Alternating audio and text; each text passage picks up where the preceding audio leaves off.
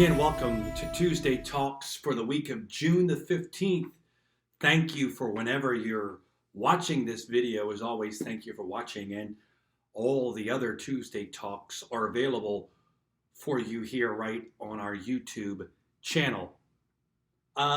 Sometimes we use analogies that some people may not relate to. And so I apologize from the beginning here today if my analogy is not your cup of tea. But I enjoy sports. I enjoy watching sports. I consider myself a sports fan. And there are thousands of professional athletes that are out there. Many play their sport at the highest level, whatever it might be, whether it's a professional sport or an Olympic sport. But of the thousands of athletes out there, we probably can't name that many. Maybe less than 1% of the athletes out there we know by name. So what makes the 1%ers so much better than everybody else? Obviously, the thing that draws our attention is their performance on their respective field. We all cheer for a winner. We all follow a winner. And if I named certain names today, you would probably recognize them, even if you never watched them play or not even follow the sport that they participate in. You will recognize them by their names. Michael Jordan, LeBron James, Tom Brady, Michael Phelps. There are certain names that when spoken, you automatically know them because of the greatness of their performance. Michael Phelps being the most decorated Olympic athlete of all time. I believe something around 19 gold medals. Michael Jordan considered to be one of the greatest basketball players, if not the greatest basketball player in history. 6-time NBA champion. In a modern sense, now LeBron James, King James, is considered to be one of the greatest. And he's won, I believe, 3 championships. I think he just won his 4th last year. It was a national story back in the beginning of 2020. I know 2020 is the COVID year, but it was a national story in the beginning of COVID when Kobe Bryant died tragically in a helicopter crash. Kobe Bryant was considered to be one of the greatest basketball players ever to play. Just last February, Tom Brady, at the age of 42, won his 7th Super Bowl. Over 100 million people in this country watched him perform at such a peak level. Now, they have talent, they have skills, but if you would examine them today and if you would look at who they are, they may not be the greatest athletes in their respective fields. There were guys who could run faster than Michael Jordan, who could shoot better, who could jump higher. There are football players that are far more athletic than Tom Brady. In fact, if you know a little bit about the history of Tom Brady, you'll notice that he wasn't even drafted. And if you don't know what a draft is when the professional teams get to pick the players from the college teams, juniors and seniors, and pick them for their teams. Tom Brady wasn't even picked until the 6th round, pick 199, meaning there was 198 players that were considered to be greater than Tom Brady. And because of that, he was assessed on his physical skills. He was slow. He didn't look in shape. His arm wasn't the best. But yet now he's won more Super Bowls than anybody. Michael Phelps was a gangly 15-year-old from Baltimore who he was a great swimmer, but no one could have imagined he would reach the height of being the greatest swimmer in the world for 3 consecutive Olympic Games. I'm not here today to talk about athletes. I'm not here today to inspire you in your athletic endeavors. I'm here to use a mentality. What made these athletes so great?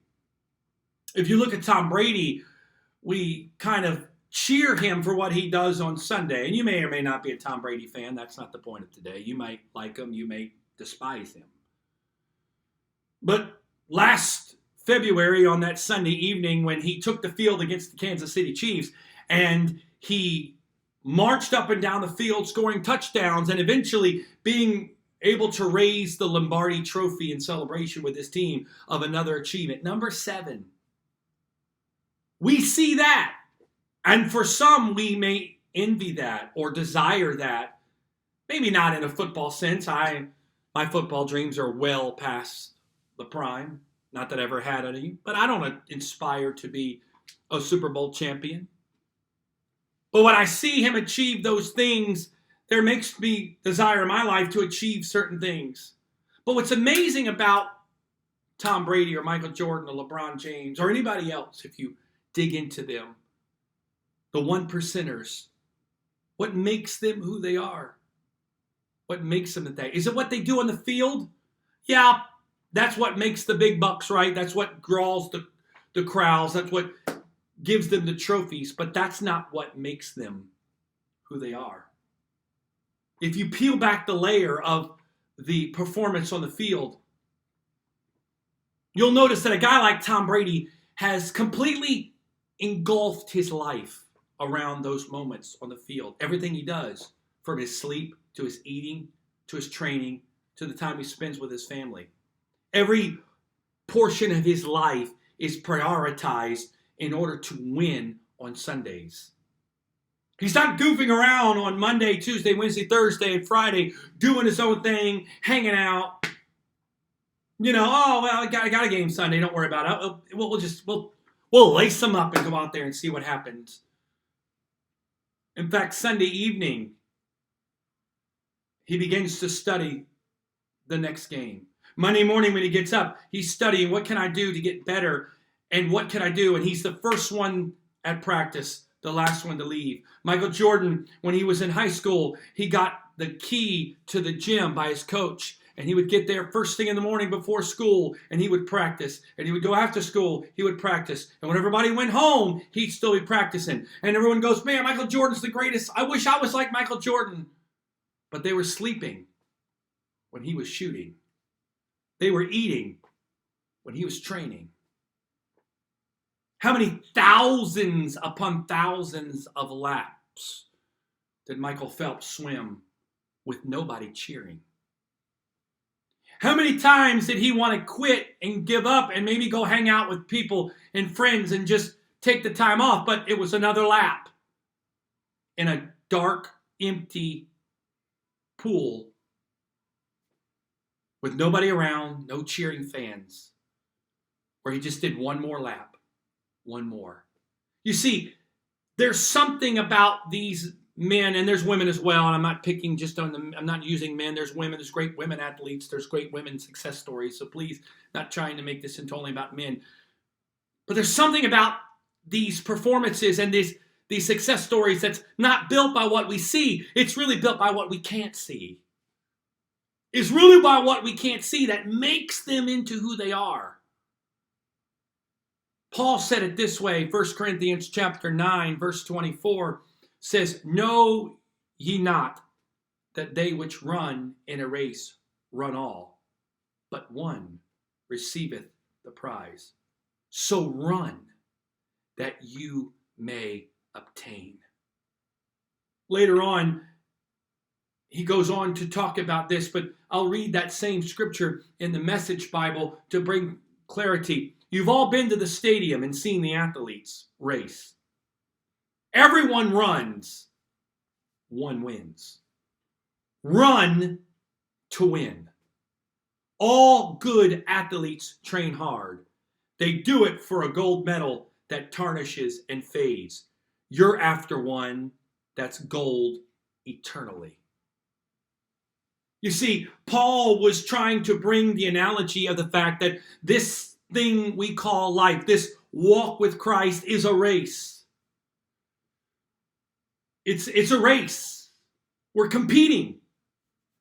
We're not competing against our brother. We're not competing against our neighbor. We're not competing to the person who shares the same row with us at church or goes to the same life group. We're not competing with them, but we're competing against ourselves. There's an adversary out there that's competing against us. And Paul said everybody's going to run, but one's going to win.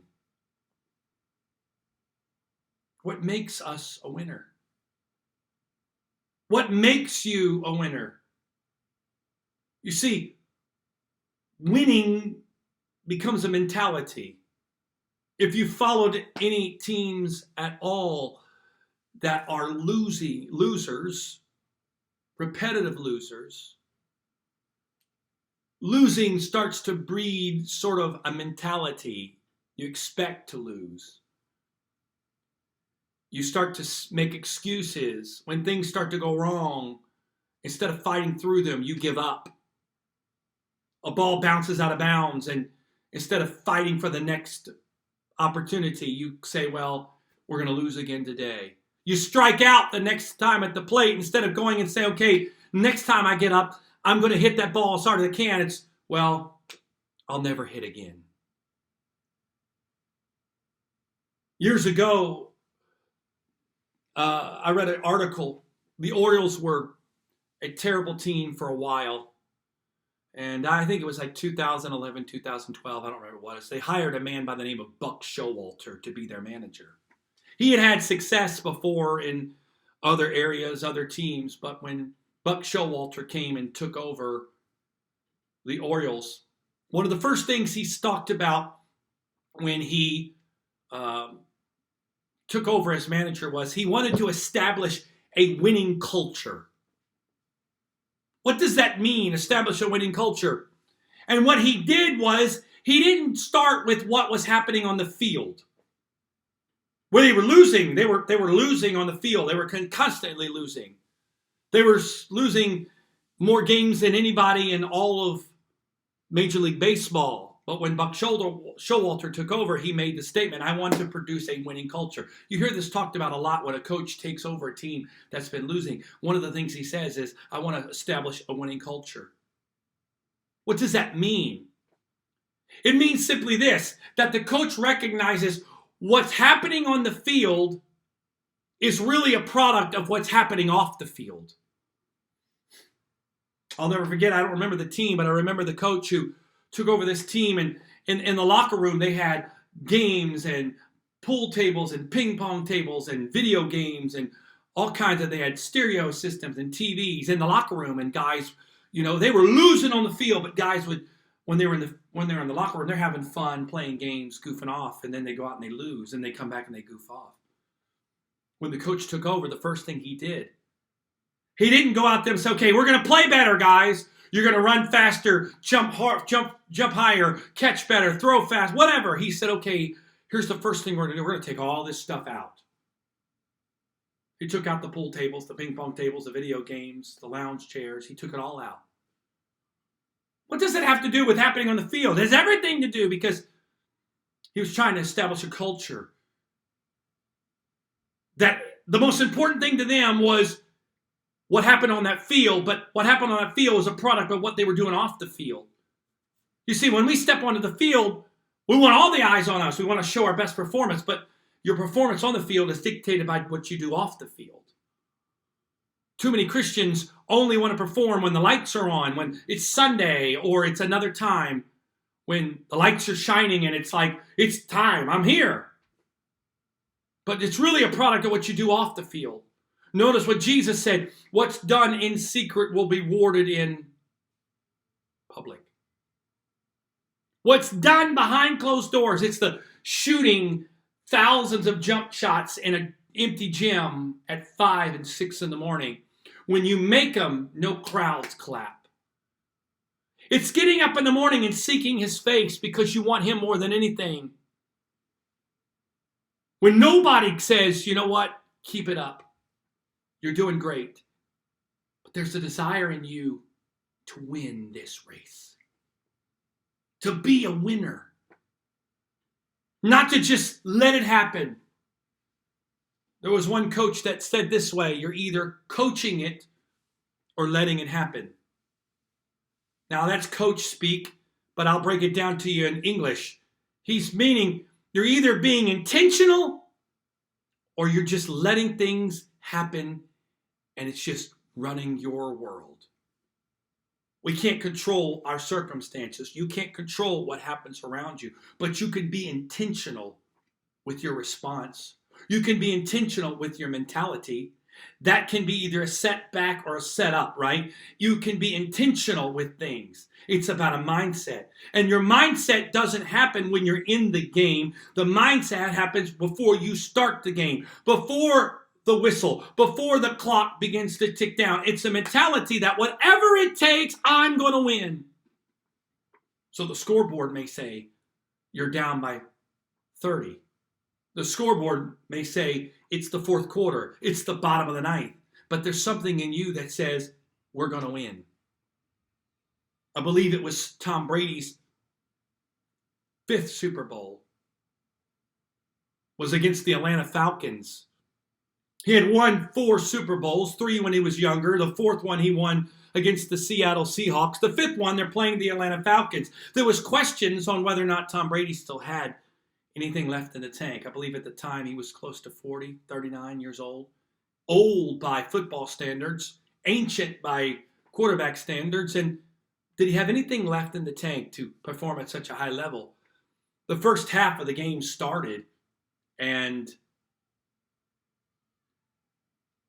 Atlanta Falcons destroyed the New England Patriots. There's one iconic image of that was captured in the first half. It's a picture of Tom Brady on the ground looking up as one of the Atlanta Falcons players runs the ball into their end zone because he had just intercepted, the great Tom Brady, intercepted a pass and taken the ball back for a touchdown. And Tom Brady, in his futile attempt to tackle him, falls to the ground. And the picture captured the moment where he looks up and hangs his head to see that guy return it, and the score 28-3. And at that time, it looked like this was it. The story's over.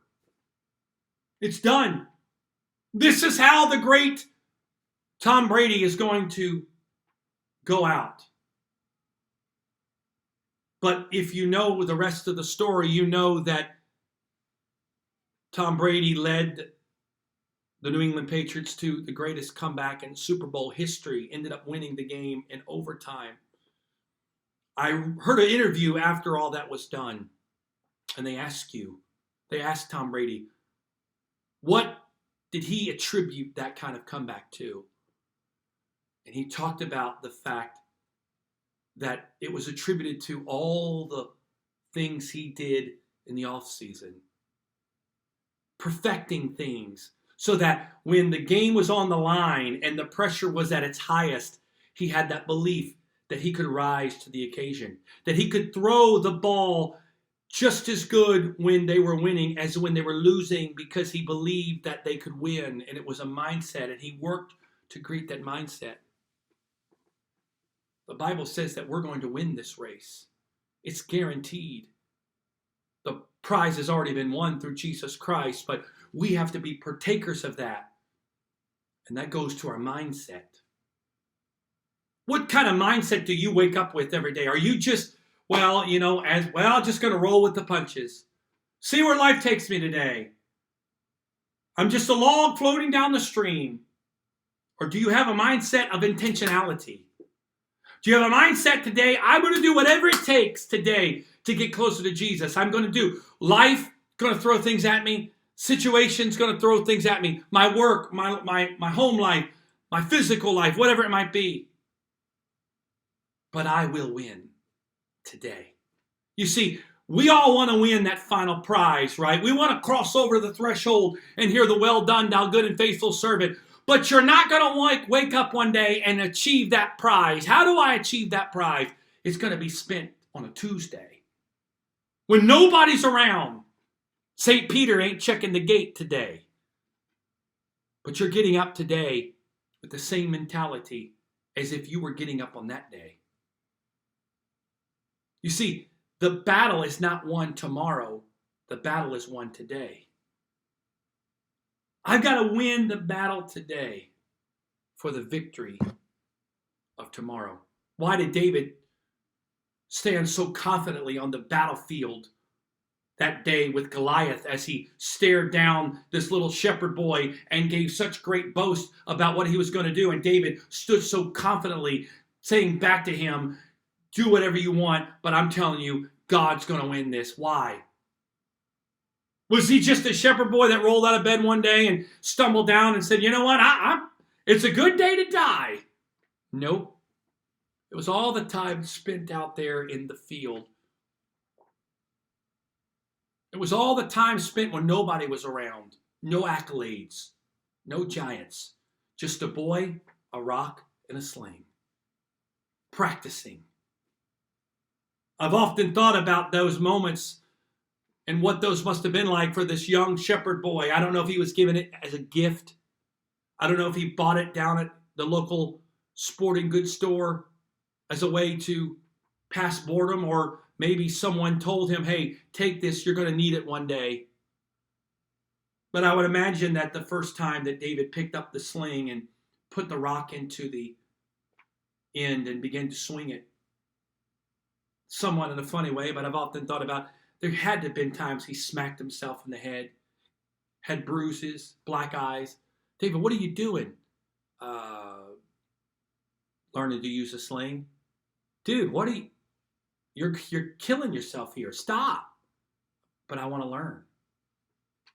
And I imagine that finally when he got the motion down and he let it go, that instead of going this way, the rock went that way. The rock went that way. The rock went up, went down. There were times probably the rock went backwards. But he kept trying. Kept trying and kept trying and kept trying until somewhere along the line he perfected the art of the sling. And when he stood on that battlefield that day and he hit an area on Goliath's skull that was about an inch square, that's the area that medical science has determined must have been the place where the rock would have hit David to cause that kind of damage. That the precision, yeah, God guided him. Oh, it was all by the power of God. You're right, it was.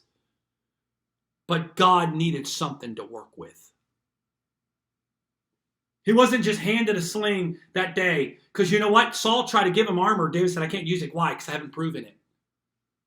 Can't use something in public to have it proven in private.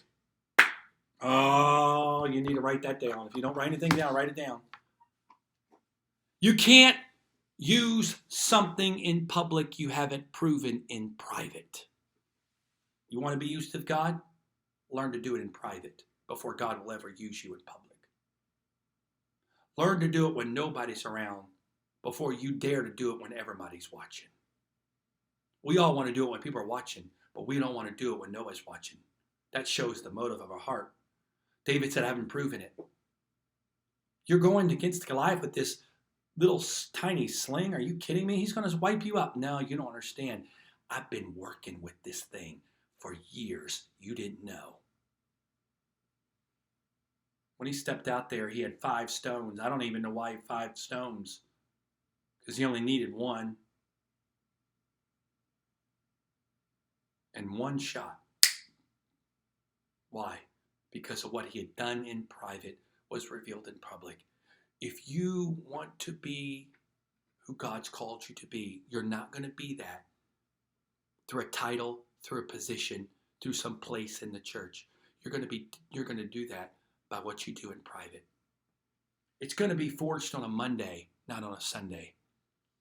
It's going to be shapened on a Wednesday when nobody's watching, instead of being online when everybody's watching. If you're going to run to win. But in order to win, you got to adapt the winning mentality. And the winning mentality is everything in my life is going to be built around making my performance better. Whatever I have to take away, if I don't have to go out with my friends, if I don't have to go hang out, if I have to stop eating this, do this, whatever it can take to become the greatest athlete I can, they're willing to do. Tom Brady talked about the fact his diet, his habits, all are about performing on the field. What are you doing in private? What are you doing when the lights are off and nobody's watching? Or are you just waiting for the camera to come on so you can perform and then go off and just hang out with the guys and hope to show up? The one percenters build their life around one thing, and that is to win. Paul said everybody runs, but run to win. Can I tell you this today? Run to win. Run to win. I can do all things through Christ which strengthened me. Yes, but I've got to run to win. So I challenge you today, run to win. What do you need to do in your life to change? What needs to change in your life? What are the habits that are keeping you from performing on the field? Taking too many days off? Hanging out with the guys? Not showing up at practice? Not putting in the reps needed to perfect your craft? And expecting to perform at the highest level? No. What do you need to change in your life today? What is the Holy Ghost pricking in your heart to change so that you can rise to the performance that God has called you to? Run to win. Everybody's going to run, but we're called to win. God bless you. Thank you for joining us today on Tuesday Talks. As always, I pray that you're challenged by this and that you adapt a winning mentality in your life. In Jesus' name.